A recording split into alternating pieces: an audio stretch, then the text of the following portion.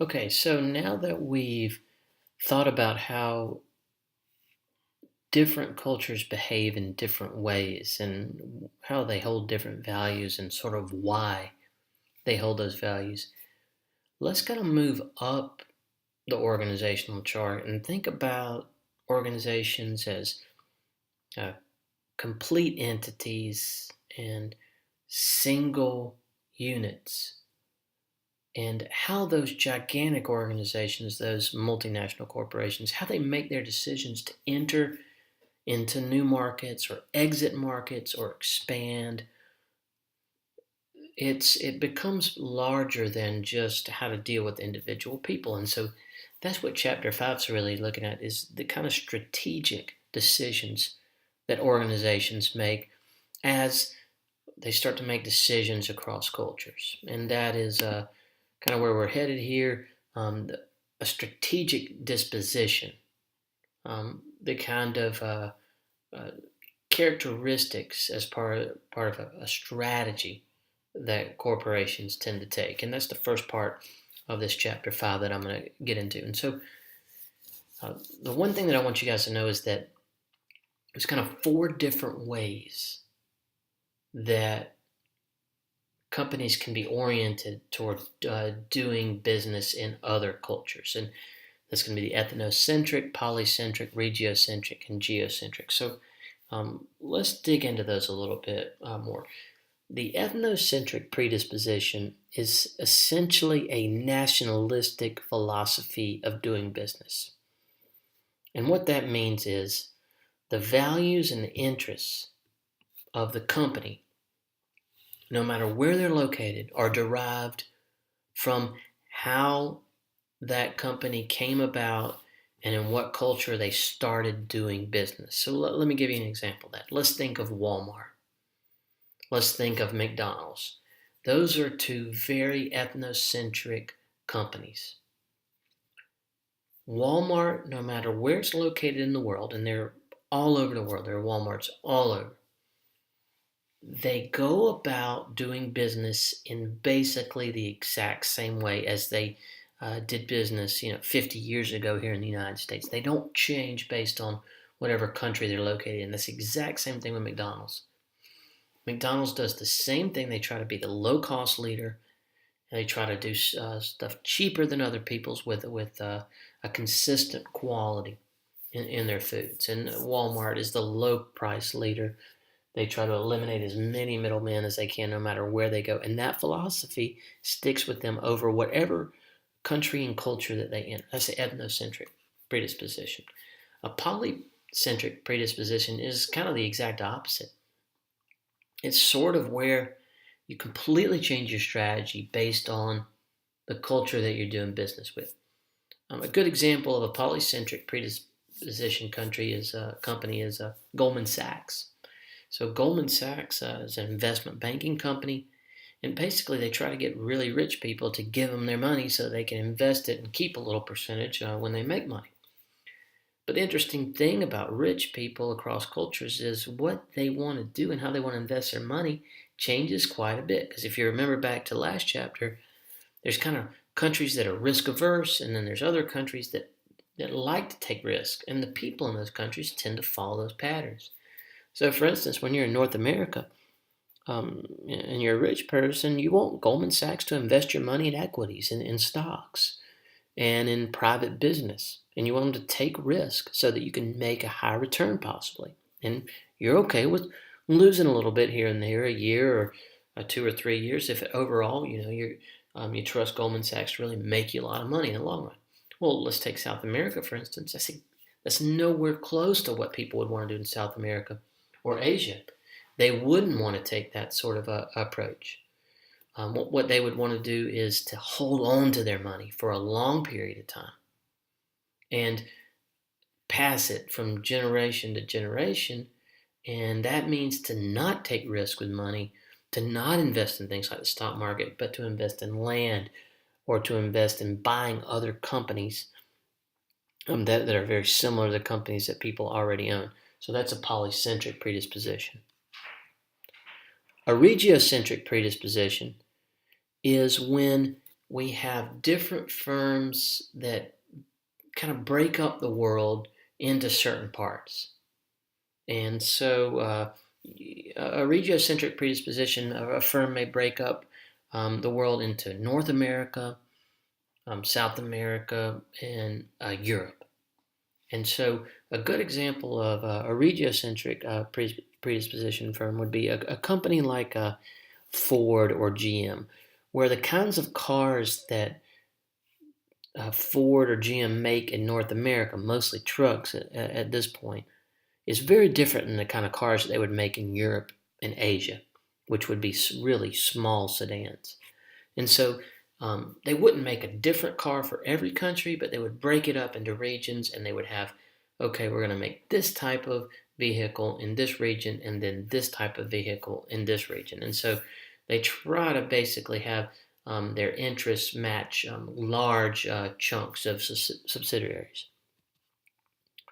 And then finally, a geocentric predisposition is basically a philosophy where you take a global systems approach to decision making and try to have one global system approach to how you're going to make decisions. And that's essentially kind of like what Apple's done. Apple's a great example of this.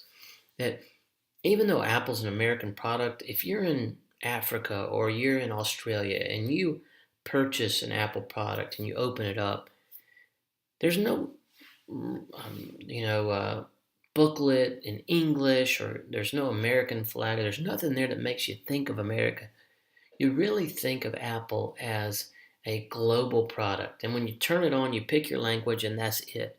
After you pick your language, you never think about where Apple was made again. It's not really an American way of doing business as much as a global systems way of doing business. And that's really a huge advantage for Apple, as we'll see here, because what that does is it essentially meets this globalization imperative, this huge challenge that all companies face, where they want to meet the demand of local customers that want to buy local, but then they want to also make a single product to be able to do that. And that's incredibly hard.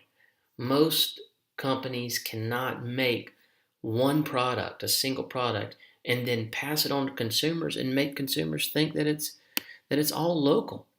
And that's kind of what Apple does. Apple's really, really good at that. And a lot of tech companies have really, found this out, and that's what has given them a lot of profit and power and growth, is the fact that consumers, when they get on Facebook, it's local. If you log on to Facebook in India, then you don't feel like you're on an American company or going through an American tech interface. It has nothing to do with that. You log on to Facebook, and it's all about India. And so that's the globalization imperative that many countries are trying to, many companies are trying to adopt.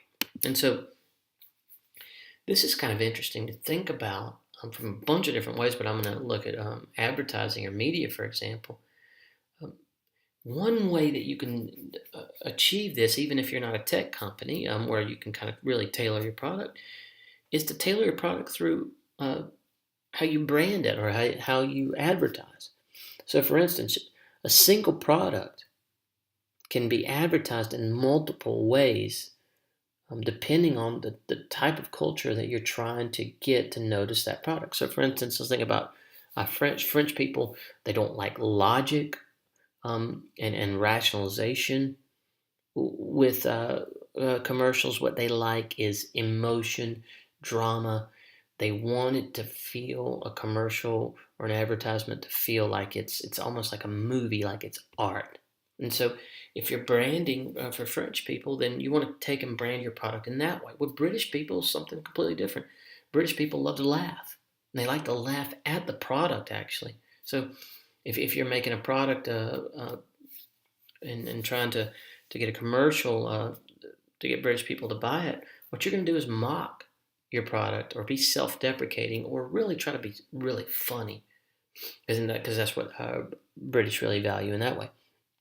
Which is different than the French, who like emotions. And then which is also different than the Germans who like facts, who like rational advertising. They want to see how this helps their family, how this helps who they are, how this can improve their standard of living, and they want just lay it out for me why I need to buy this. So we see three countries, France, Great Britain, Germany, right next to each other that share many cultural values, but the way you can advertise them can really change up a product and make it look in a completely different way. And so that's essentially how you add value through, for example, marketing. You've got to know the local conditions. You've got to tailor the message to the culture that you're trying to give. And that's where being able to let go to give a subsidiary more autonomy really comes in, because if you're trying to introduce a product to a new culture, you want people who are in that culture, who are on the ground floor, to be able to help you kind of tailor local demand in that way. Okay, so uh, one more thing that I wanted to get across here is kind of some mistakes that we can make when we're looking across cultures. One of the ways that we can make a mistake is there's something called parochialism, and that's where we tend to view other cultures through our own eyes. And so any culture that does something different than us, then we sort of say, that's bad. That's not how we're going to do it. And that can happen from a behavioral perspective when you see individuals, but it happens to companies more than that.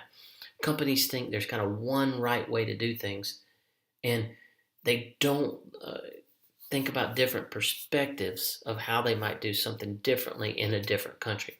And then another aspect of a negative that can come from these kind of cross-cultural differences and similarities is simplification. And so simplification is one step beyond parochialism. Is you're admitting that there's differences in different cultures, but you're kind of seeing those differences all in the same way. So you're sort of seeing like, okay, there's this one way that we do it, and then there's this other way that these other groups do it, and we're going to try to do it all this other way. And what you're not saying is that, what you're not seeing, and what you're kind of, the mistake you're making is that those other groups can't all be lumped together either. There's kind of different ways among those groups, so it's not as simple kind of as you're making it out.